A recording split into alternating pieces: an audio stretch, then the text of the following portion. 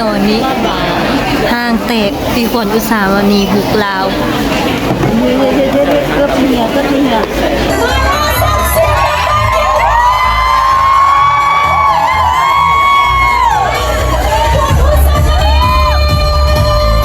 นอะไรทุกคนตัวจริงเสียงจริงนะบอ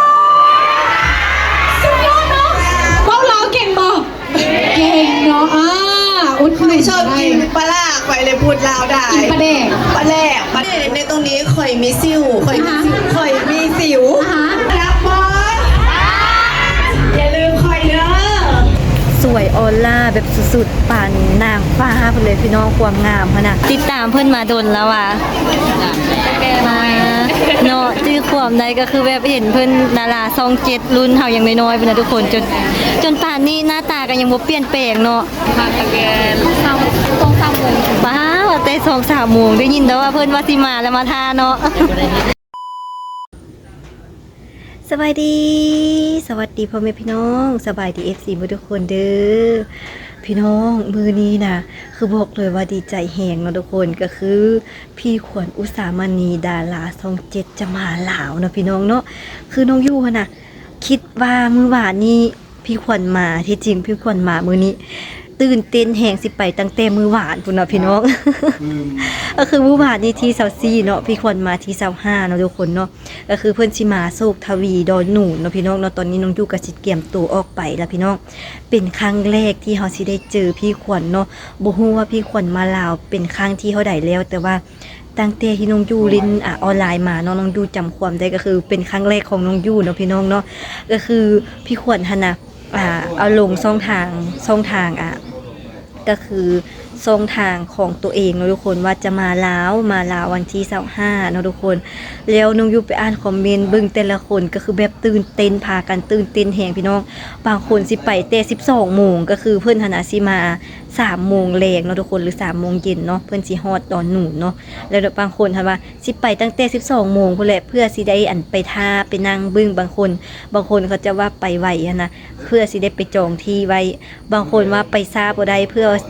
สถานที่สิเต็มก่อนละยานบ่ได้เข้าแล้วสิบ่ได้เห็นพี่ขวัญเนาะทุกคนเดี๋ยวไปเฮาสิไปเบิ่งนํกันเนาะทุกคนเนาะว่าตัวจริงพี่ขวัญเป็นจังไดเนาะทุกคนคือสิงามบ่สิสมคำล่ำลือที่เพิ่นว่ามาบ่ดาราช่อง7พุ่นได้เนาะทุกคนคือเป็น FC เพิ่นตั้งแต่ตอนน้อยๆพุ่นน่ะทุกคนทั้งพ่อทั้งแม่เกิดมาน้องอยู่ก็เห็นเพิ่นน่ะเป็นครั้งแรกที่แบบเป็นนักแสดงว่าสิซะเป็นรุ่นที่เฮาเกิดมาแล้วก็เริ่มเบิ่งโทรทัศน์ก็เป็นพี่ขวัญอุสามณีเนาะเป็นนางเอกช่อง7จังซี่นะทุกคนที่ติดตามมาก็คือจะอาจจะฮู้เนาะแล้วก็คนลาวเฮานะทุกคนสิบอกไว้เด้อว่าดาราทางฝั่งไทยมาดักครับฮู้จักหมดทุกคนเลยเพราะว่า1มาคนลาวเฮาเนาะก็คือจิปึ้งออนไลน์หรือทีวีโทรทัศน์เนาะทุกคนสิเป็นทางช่องไทยหลายก้อนจังซี่นะทุกคน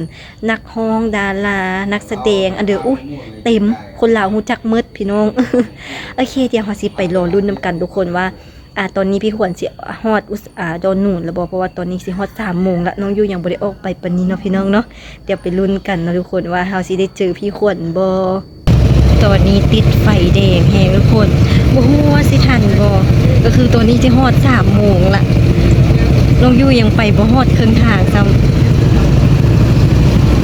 ำทุกคนตอนนี้น้องอยู่มาฮอดแล้วเนาะคือแบบป้าพี่น้องบ่คิดว่าคนสิมาหลายขนาดนี้นะมาหลายหลายว่าจนว่าบ่มีบ่อนสิจอดรถบนจอดรถขนาดตั้งว่าหลายรอบเนาะบ่ฮู้ว่าตอนนี้พี่ขวัญมาฮอดแล้วบ่ทุกคนเดี๋ยวเฮามารอลุ้นกันก็คือน้องอยู่หัวว่าหัวเมื่อกี้นะทุกคนมีตัวนึงเพิ่นตั้งใจมาบ่ได้ตั้งใจมาบ่อนนี้เด้ทุกคนบ่ได้ตั้งใจมาซื้อเครื่องใดตั้งใจมาเบิ่งดาราเพิ่นว่าเนาะเพิ่นถามเนาะเพิ่นถามว่าจักสิจอดรถไว้สิได้เนาะใจกับเป้าเด้เป้าไปเบิ่งนี่น่ะบ่แม่นเพิ่นมาฮอดแล้วบ่ว่าซั่นตื่นเต้นเด้อยากเห็นแล้วนี่น่ะคือแบบผู้ใดก็อยากเห็นพี่ขวัญอุสามณีแฮงเลยทุกคนเพิ่นหั่นน่ะยุคแม่ยุคอีหยังขนาดก็ติดตามเพิ่นเพราะว่าเห็นเพิ่นเป็นนางเอกช่อง7ที่แบบแต่คือว่าแหละคนลาวเฮานะทุกคนมักละครไทยแฮงก็คือแบบทุกซองดาราทุกคนนะฮู้จักหมดจังซี่นะทุกคนและแบบเพิ่นมาลาวทั้งทีจังซี่นะทุกคนก็บ่พลาดที่จะมาแบบมาเห็นตัวจริงนะว่าเพิ่นเป็นจังไดคนแนวใดสูงต่ำเตี้ยขาวดำอีหยังอยากเห็นจังซี่นะทุกคนเพราะว่าเห็นแต่อยู่ในโทรทัศน์จังซี่นะแล้วบางคนหั่นน่ะมาแต่12 โมงเพิ่นก็ยังมีพี่น้องเอ้ย ดี๋ยวสิให้เบิ่งบรรยากาศเบิ่งตอนนี้ก็คือแบบบ่อนจอดรถนะทุกคนจนว่าเต็มจนบ่มีบ่อนสิจอดรถทางนั้นก็เต็มโอ้งไปพุ่นน่ะไปพุ่นน่ะก็เต็มรถใหญ่นะวนประมาณ 3-4 รอบแล้วก่อนสิได้จอดนะทุกคนบ่มีบ่อนจอดอีหลีเด้อถ้าผู้ใดสิมานั้นเนี่ยแนะนำเอารถจักรมาเพราะมันจอดใส่กระไดมันสะดวกสบายนะแต่ขนาดรถจักรก็ยังว่าจอดยากละเบิ่งตัวนี้คือแบบคนจนเต็มนะรถจนเต็มคนท่านเข้าไปไหนละเดี๋ยวเฮาเข้าไปเบิ่งเนาะว่าเพิ่นมาฮอดแล้วบ่ทุกคนตอนนี้ยังบ่ได้เข้าไปซ้ำไปเดี๋ยวสิเข้าไปเบิ่งบรรยากาศตอนนี้คือแบบพี่น้องเดี๋ยวเฮาสิไปเบิ่งแล้วก็เป็นครั้งแรกของน้องยูคือการที่สิได้เห็นพี่ขวัญอุสามานีเนาะพี่น้องเบิ่งตัวนี้คือแบบคนจนเต็มละเฮาละคิดว่าเขาเจ้ามาซื้อเครื่องที่จริงเขาเจ้ามาถ่ายคลิปยังบ่เห็นเลยจะมาโดนแล้วอ่ะโอ้เพิ่นมาแล้วว่ะนี่เพิ่นมาแล้วอ่ะป้าบางคนเขาจะว่ามาทาบักโดนก่อนสิเห็นพี่น้องยังบ่เห็นในตอนนี้น่ะ โดยทุกคนเลยบอลแล้วก็แต่งดึงคนใครเคียร์พบกับขวัญอุสามณีส่งเสียงไอ้ฮอตอุสามณีดังๆเดียวว่าตอนนี้กำลังเดินทางมาแล้วทักได้ดีเข้าทักได้ดี ตอนนี้ใกล้สิฮอดนะทุกคนแต่ว่าคือแบบคนจนเต็มเลยนะ แล้วเนาะเธอนะเธอ กันอย่างบ่ฮอดดีแต่ว่าเฮามาเดี๋ยวจะน้อยเพิ่นฮอด จะไม่เดินทางมาฮอตแล้ว เป็น จะมี ค ก่อน นหลายแท้หลายว่าเพื่อมาโปรรุ่นรอเบิ่งแต่ละคนต้องจับโทรศัพท์รอรุ่นเลยทุกคนเพื่อเตรียมตัวรอถ่ายรูปถ่ายคลิปไว้ตัวแบบแต่ละคนนะตื่นเต้นแฮงนะรอ สองหนึ่งขอเสียงดังๆในเอฟซีขอเสียงดังๆให้กับขวัญอุสามณีเสียงดังๆขอเสียงดังแบบยาวๆตลอดเลยขอส่งเสียงตลอดยาวๆขวัญอุสามณีขวัญอุสามณีขอเสียงให้กับขวัญอุสามณีฮอตสื่อพร้อมกันได้เลยโน้ตหลังๆเอาเขียนบนแผ่นกันได้เลยมาแล้ว คนจนเต็ม มาแล้วส่งเสียง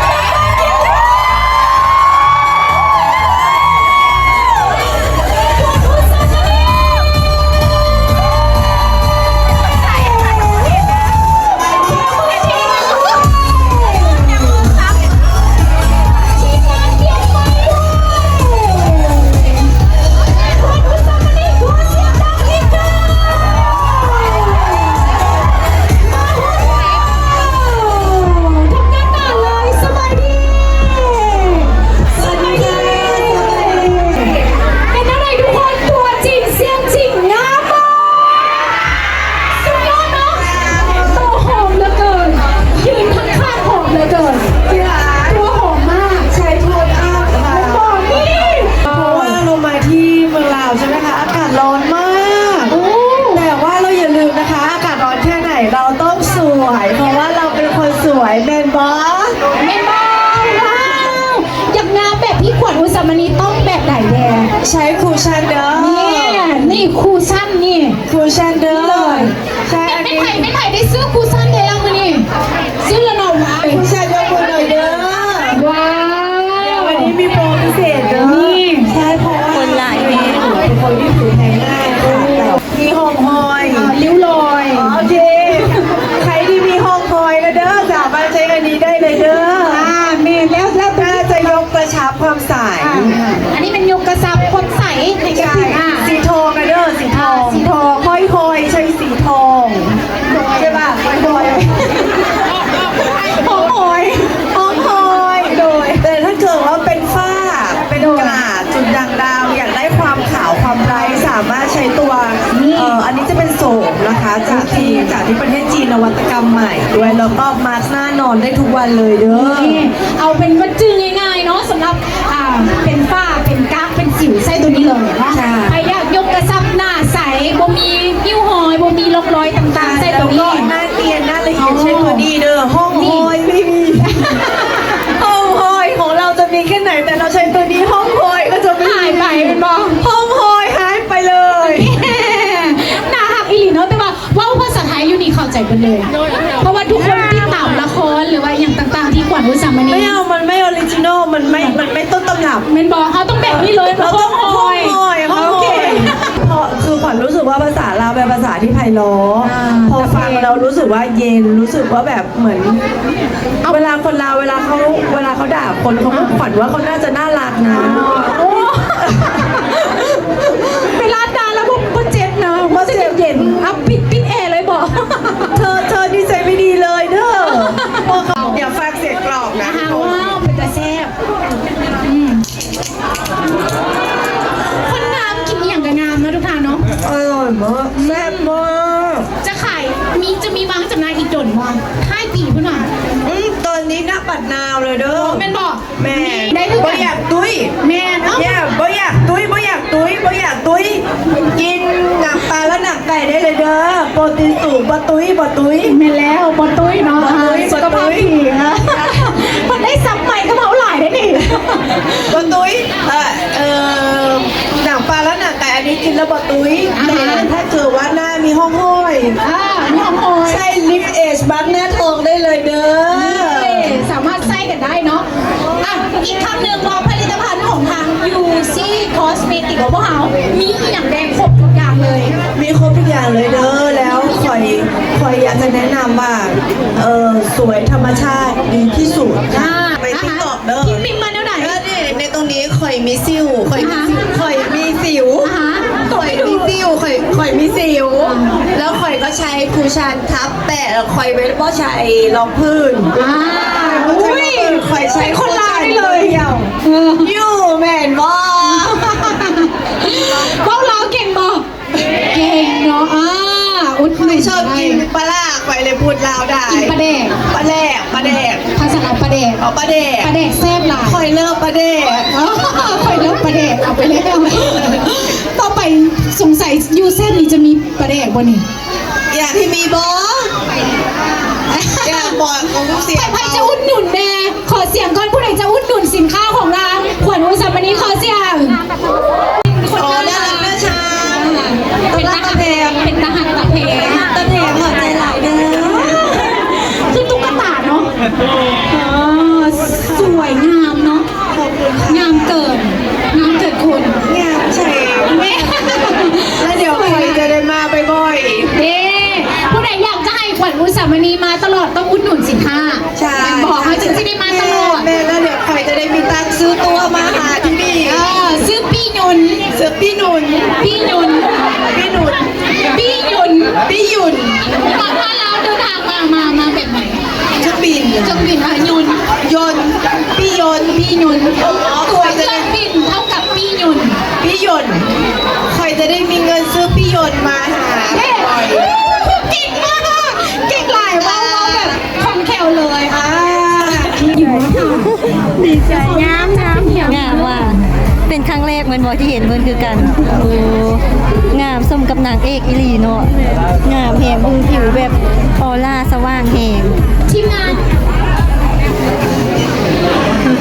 ตอนนี้เขาก็สิมาซื้อสินค้าเพื่อสิไปรอถ่ายรูปทุกคนเพราะว่าอย่างน้อยนะเพิ่นได้มาเทื่อนึงนะทุกคนเขาก็ต้องได้รูปเขาก็ต้องได้อยากได้รูปคู่เพราะตอนนี้มารอซื้อสินค้าแล้วก็ไปถ่ายรูปน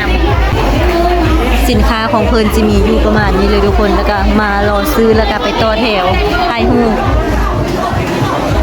ทุกคนยังบ่ได้ไปถ่ายรูปซ้ำน้องอยู่ซื้ออันพุดสั้นเพิ่นมาแล้วพี่น้องแม่ใกล้ซิดแฮงออกมาพี่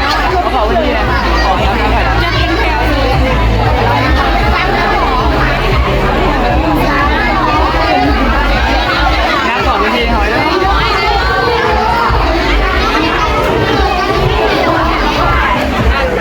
ยังบ่ได้ถ่ายรูปตามพี่น้อง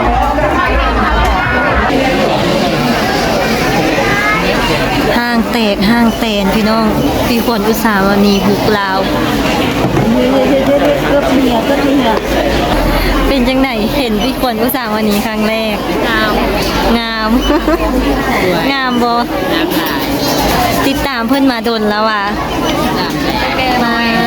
เนาะจื้อความใดก็คือแบบเห็นเพิ่นดาราช่อง7รุ่นเฮายังน้อยๆเป็นนะทุกคนจนป่านนี้หน้าตาก็ยังบ่เปลี่ยนแปลงเนาะ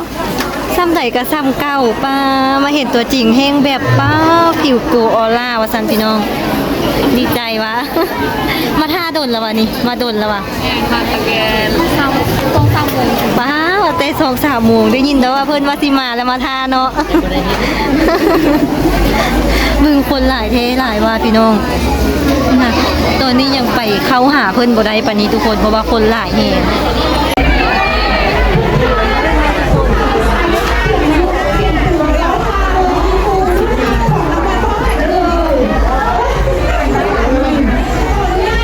สวยมากพี่น้อง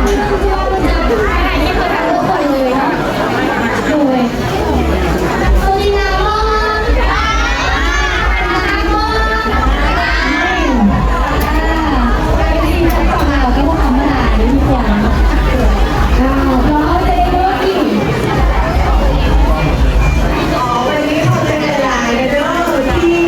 สร้างปรากฏการณ์ครั้งใหม่ที่ทำให้คอยรู้สึกเซอร์ไพรส์มากไม่ได้ถ่ายรูปแบบดีใจมากรักบอรักบอ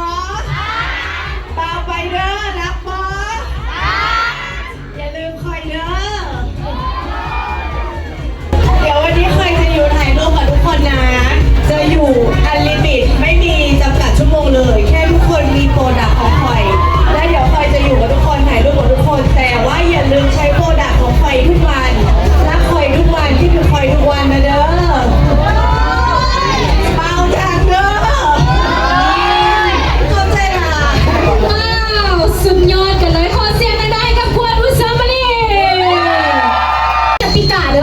ทุกคน สำหรับใบ ตอนนี้เพิ่นสิมาวงบนรอเนาะซึ่งน้องยูก็ได้ป้อนลงไป ต้องเป็นใบ แล้ว บินที่ได้ซื้อผลิตภัณฑ์ของทาง UC Cosmetic ถ้าหากว่าใบบินนั้นไหนโบมี UC Cosmetic เขาจะถือว่าสลาซินเนาะ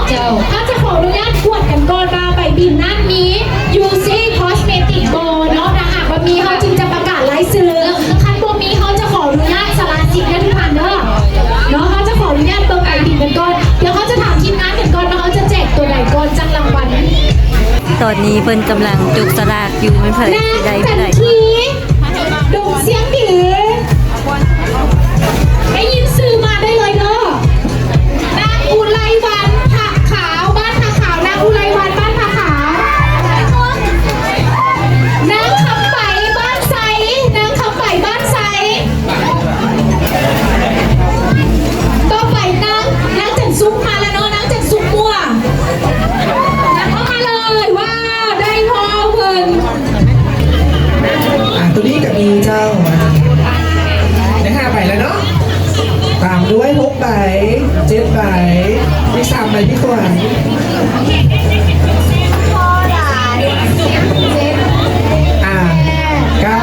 อีกใบสุดท้ายโอเคเดี๋ยวเป็นคนเดียว เขาจะอ่านซื้อรัวๆละออกมาเลยเนาะทุกท่านเนาะเขาจะอ่านบัตรเดี๋ยวเขาจะเอาตัวละ10เลยอันนี้ก็จะเป็นยูแซบคือกันเด้อทุกท่านตัวนี้ก็จะเป็นยูแซบอีก ใบสุดท้ายโมมี3 ใบจบที่มันหนึ่ง เอาออกเลยเนาะใบใดพวกนี้เอาออกเลยนะเจ้าขออนุญาตด้วย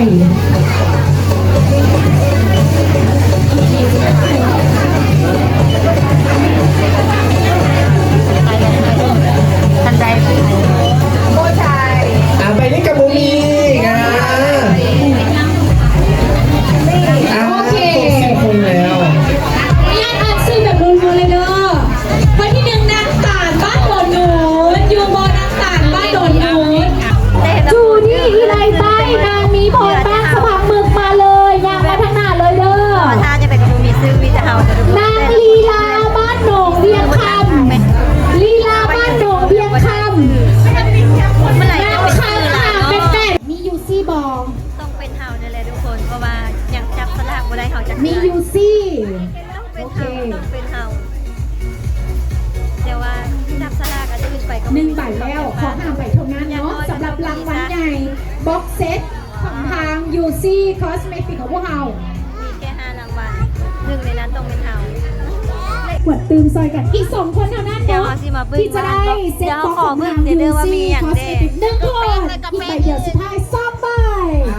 ยูบเนอะเนาะใครจะค้นหาจนเจอเราผู้ใดบยูสลาเซียนนางสมธ อัน นา นี้ วงนาใส 3,000 บาทก็ได้ทุกคน มาเล บอก ย อย่าง มาเลย อยากเมื่อกับเมื่อบ่ได้ทุกคนเพราะว่าเฮายังบ่ได้ถ่ายรูปกับเบิ่นนะ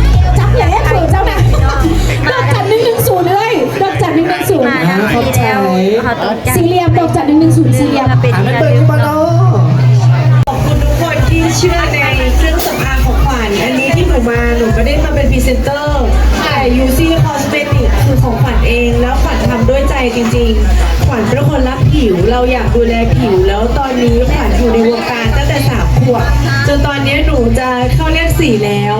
ก็อายุ 38 แต่ว่าทำให้ UC Cosmetic อันนี้ทำให้ทุกคนมีผิวที่สวยเหมือนขวัญขอฝาก UC ไว้กับคนลาวทุกคนด้วยนะคะรักขวัญยังไงก็ขอให้รัก UC ของขวัญแบบนั้น แล้วก็ทุกคนสามารถเลือกโปรดักต์ของขวัญที่อยากได้ที่ตอนนี้ทุกคนตามหาลิปกันเนาะว่าอยากได้ลิปของขวัญเดี๋ยวไม่เกินสิ้นเดือนนี้ค่ะ เดี๋ยวจะสามารถมาสั่งซื้อที่ห้างโชคทวีได้แน่นอนค่ะ แล้วทุกโปรดักต์ใน UC Cosmetic จะมาอยู่ที่ห้างโชคทวีทุกสาขานะคะ ก็ยังไงรักขวัญก็อย่าลืมคอยเด้อ เย้ขอเสียงอีกบาทหนึ่งเดียวไว้ทุกคนกลุ่มสุดท้ายโดยกลุ่มสุดท้ายแล้วเจ้าโอเคส่งผลิตภัณฑ์พร้อมกันได้เลยหยุด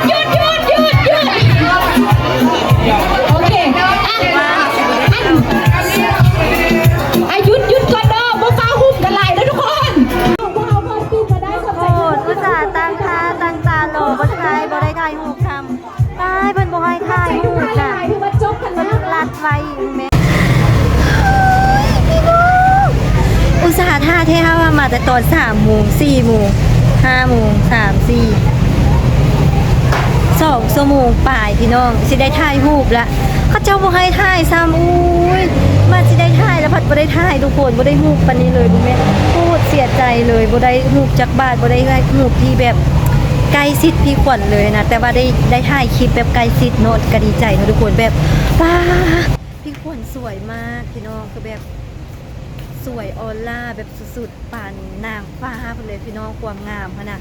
งามแหงพี่น้องสมกับเป็นนางเอกอีหลีพี่น้องไปเดี๋ยวเราก็สิขอตัวกลับแล้วนะทุกคนเนาะคลิปนี้ก็สิพาทุกคนมาส่งพี่ขวัญมาลาวเป็นครั้งที่2เนาะทุกคนเพิ่นมา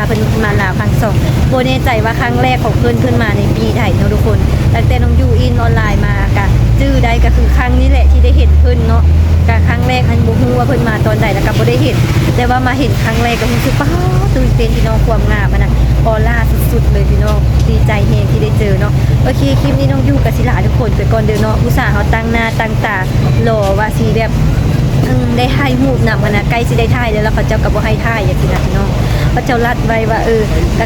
เข้าใจหั้นนะคันว่าเฮาสิฝืนไปหั้นนะเฮาก็เข้าใจเพิ่นอยู่ว่าเพราะว่า1มาเพิ่นก็แบบเมื่อยแล้วหั้นนะทุกคนเพราะว่าเพิ่นก็มาโดนแล้วจังซี่นะแล้วคันว่าเฮาสิฝืนแบบอยากถ่ายรูปให้ได้อยากถ่ายรูปได้ใส่นะมันก็แบบเข้าใจความรู้สึกเพิ่นนะน้องดูก็เลยว่าบ่ได้ถ่ายก็บ่เป็นหยังเฮาก็ได้เข้ามาเบิ่งหลายจังซี่นะทุกคน